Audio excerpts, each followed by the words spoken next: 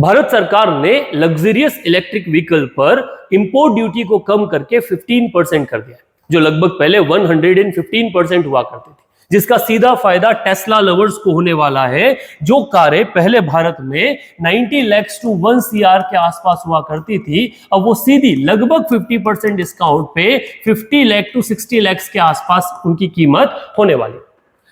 किस तरह से होगी उसको समझिए। अगर किसी मॉडल का प्राइस टेस्ला का $42,490 है, उस पर फ्रेट कॉस्ट $850 लग रहा है, उस पर अब इंपोर्ट ड्यूटी लगेगा $6,374 ओनली, जो पहले लगभग कितना था, तो $42,000 का 110% हुआ करता था, मतलब लगभग $50,000।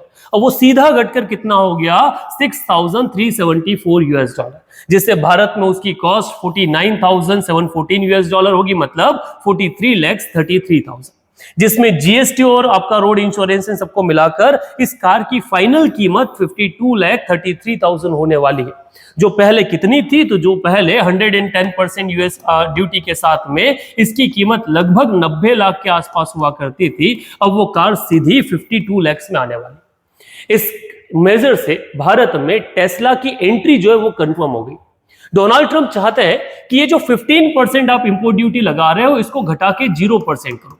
अगर ये 0% होती है तो ये जो 52 लाख की कार है, ये सीधा घटकर कितनी आ जाएगी, तो ये 40 लाख के आसपास भारत में बिकना शुरू हो जाएगी, और ये सीधा कंपीट करेगी भारत के बड़े ईवी मेकर्स से, जिसमें टाटाज आते हैं, महिंद्रा आते हैं, जो ईवी मार्केट में एक बड़ा काम कर रहे हैं।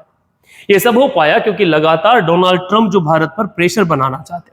पर इस स्कीम में भारत ने कई सारे चेंजेस किए। अगर इस स्कीम को समझा जाए तो इस स्कीम में पहले तो ये जो इंपोर्ट ड्यूटी थी, जो पहले 110% हुआ करती थी, उसको घटा के 15% किया, पर सिर्फ उन कारों पर जिनकी प्राइस लगभग $35,000 से ज्यादा है, मतलब भारतीय करेंसी में 30 लाख से ज्यादा है उनके लिए, मतलब ये सिर्फ लग्जरी सेगमेंट में काम करें।